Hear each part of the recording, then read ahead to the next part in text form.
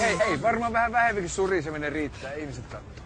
Kai ne nyt kattoo muutenkin, Ismohan... Tervajoki. Hei jätkä, mä nyt oon vaan tämmönen tavallinen pulliainen enkä mikään unelmien prinssi. No niin, jätäkkä. Mä oon voinut saada tartun. Mitä väliä? Terve. No, Mörkä. ja mä teen sulle sun elämäs tarjouksen. Tässä on mulla, Ehkäisyn. joka on makeepaa kuin... Paska.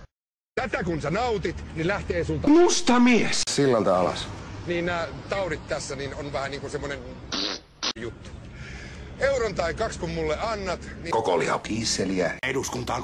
kannat.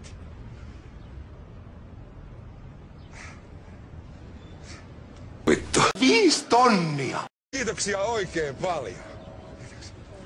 Hei, kundit näittekö te? Mähän on oikein tällainen... Myymälävaras. Mä näin just Miron kaulassa Fritsu ja sulla on taatusti samanlainen. Vaikka 2. Kai sä muistit sanoa Sepolle, että mä oon... Tyyne Puustisen haamu.